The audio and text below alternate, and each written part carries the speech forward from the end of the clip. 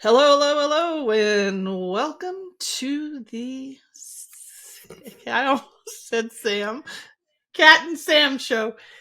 And we're happy to have you here. Hi, Hi, Sam. Kat. Hi, Kat, and happy Thanksgiving.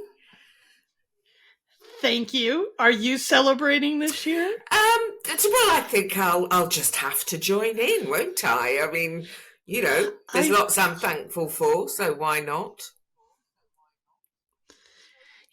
it's a nice time just to do that. I mean,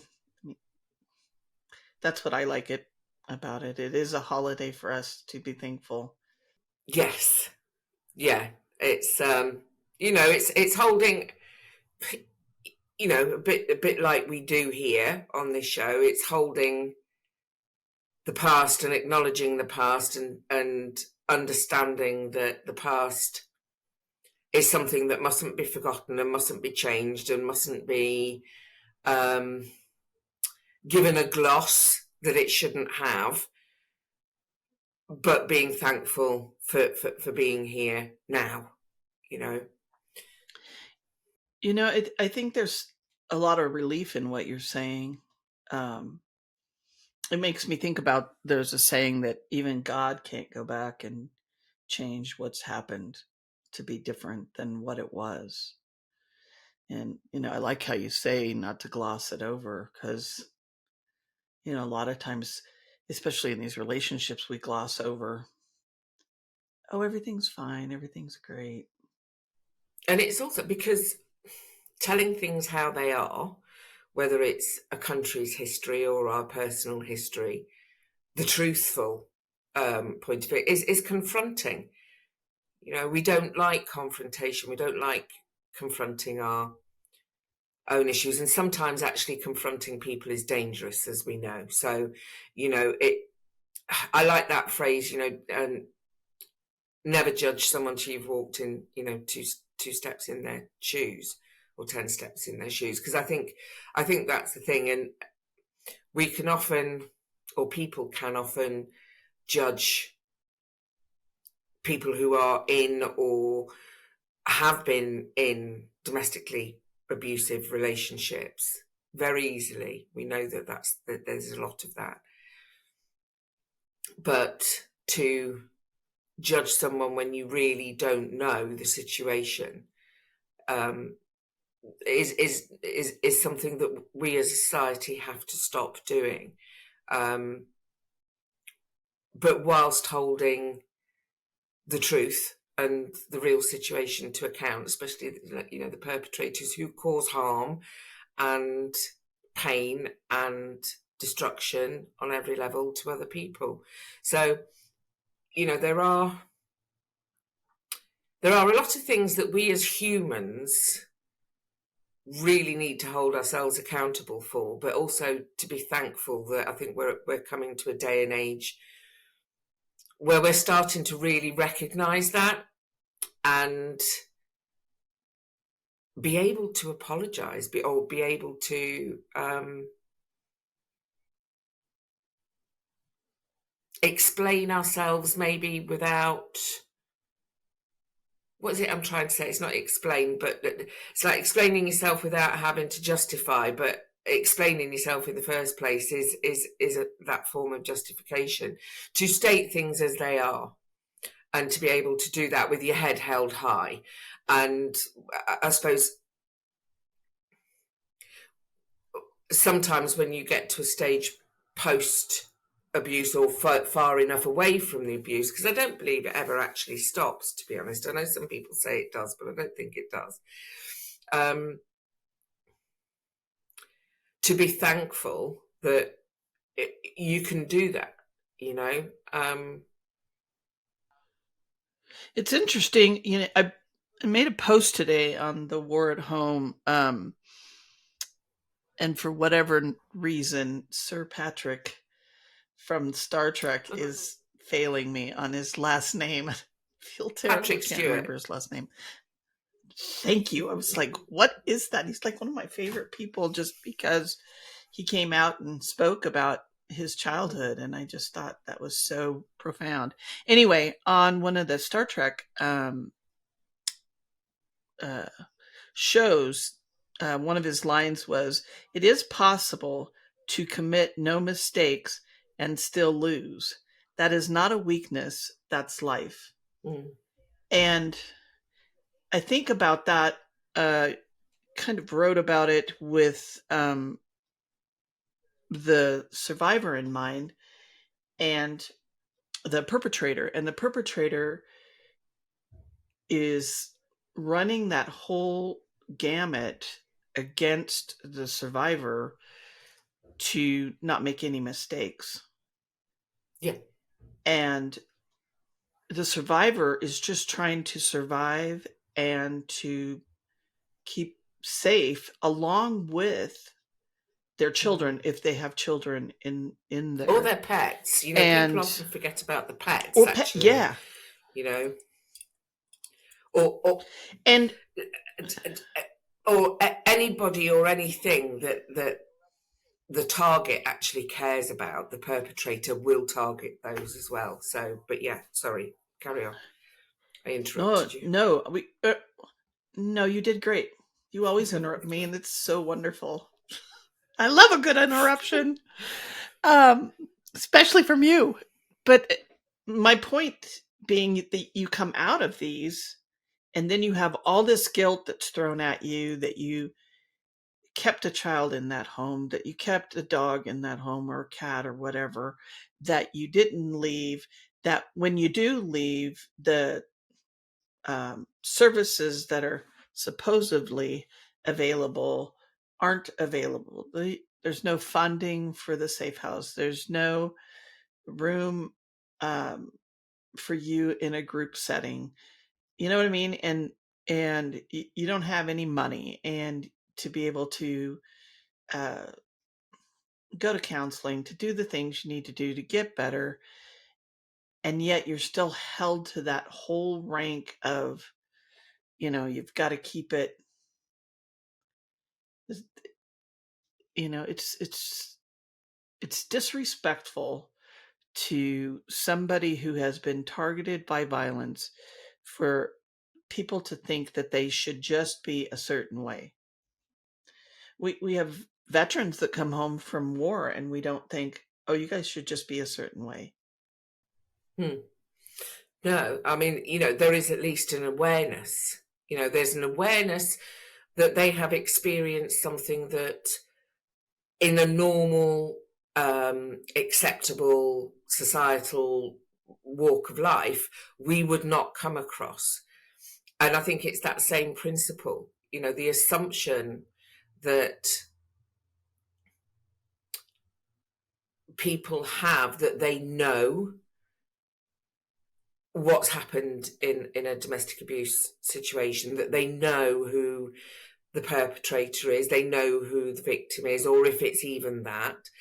It was really interesting, actually. I read a document this week, and it shows just how high it still goes.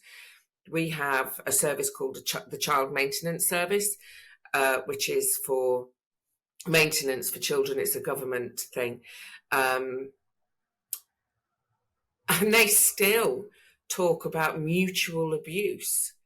And mutual abuse just does not exist. It can't. It's not actually scientifically able to. You have to have that a power dynamic where one is higher than the other, or has more power over the other. And again, there's a disrespect there, and I think there are moves, and I hope that there are moves anyway, towards understanding that respect comes in lots and lots of forms. Whether that's just saying thank you, please and thank you. It sounds very old-fashioned, but just listening to somebody is respectful. Not making judgments before you've even heard them speak. Things like that. And I think we are reaching a stage in our society now across the world where we're starting to understand, or there's a big battle at least, which will go one way or the other, I suppose, of where just respecting each other as human beings is paramount. You know, we all have a right to life. We all have a right to be able to exist safely, securely, without doing harm to anybody else, you know? And it's a very, very simple concept, but you know, I really hope that it does win out, because there are lots and lots of positives happening at the moment, but there is still great horror happening at the same time. It's almost like it's leading up to some big explosion, it feels like, certainly over here. I just was going to say, I absolutely agree. I think that, you know, you and I, when we first started this, which, you know, has been a year ago when we first started this YouTube channel, with the thought process of people have to talk about it. And it's amazing how many conversations are out there that are actually talking about it, because it for us, at least when we were making that comment, it seemed like, you know, this huge thing that we were tackling that nobody was talking about. And how can we, you know, it goes back to our saying of how can we make laws if we don't understand even what it is? And now I agree with you. People are talking about it. Things are changing. And it's going to be cleaning out that old garbage in order for there to be something better in place. For everybody. The thing is it benefits everybody, you know, whether it's societally or financially. You know, we've talked about the costs to both the UK and the US and globally, of loss of productivity and things like that. And it's trillions and trillions. And you know, but our young as well need to be shown the way. You know, we've talked about this with the porn and stuff like that, that actually relationships, whatever your relationship is, there has to be an element of respect in there. But respect is quite often seen as a dirty word, I think, or a demanding word somehow. That being respectful is somehow means being subservient.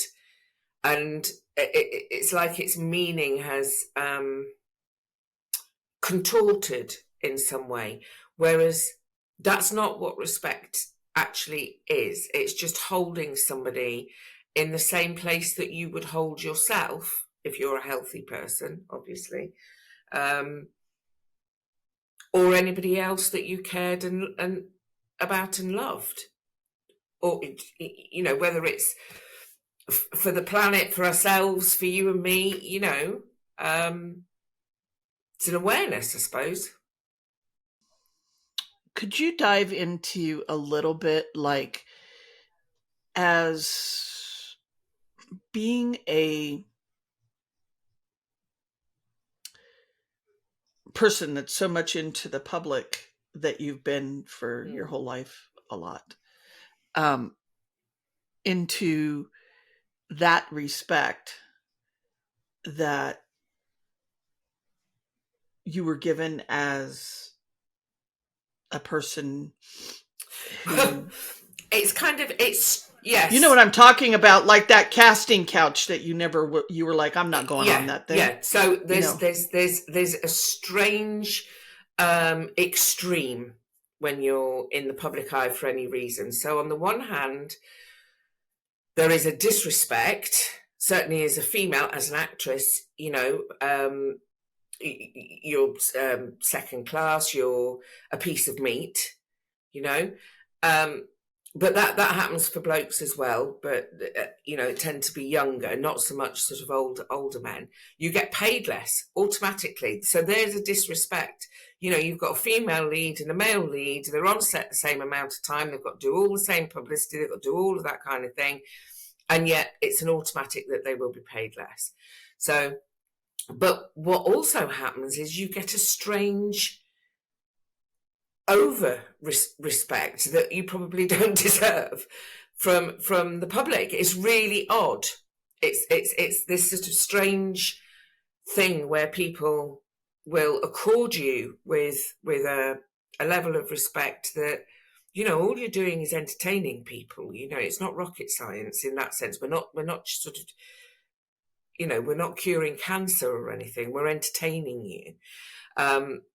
But one of the funny things was, when you're starting out and you're desperately trying to find, say, outfits for an audition, or, part of your job is to look good and maybe to look interesting as well. So, I would always go into secondhand shops and scour for things that were a bit different or whatever. Then, of course, as soon as you become, if you're in a hit show, you might not be earning a lot of money, but you're in a hit show. Suddenly, but you can be earning a lot of money, and suddenly you're giving everything for free, and it's like that's the wrong way round, But at the same time, what people who have some form of public platform, what we are able to do, either personally or professionally or a mixture of both, is to highlight things that, or use that platform to help change things for the better for everybody. I mean, I don't know if I'm going to achieve. I mean, I don't see that as something that is my main drive. I happen to have a platform that does help, but I would do this anyway. And I think along with respect becomes integrity. And I think that's something that we often forget about, people's integrity. And abusers don't have any integrity whatsoever, as far as I'm concerned. So, if you like what we do, if you'd like to, ring the bell, press like, we'll try and do things with as much integrity, as much passion. And we'd love you to join us. And we'll see you soon. Yeah, hit that bell and a like and maybe a comment about what respect means to you, what integrity means to you, and if you're a survivor, how that has affected you in your life and in how you've come to use that expression. See you soon.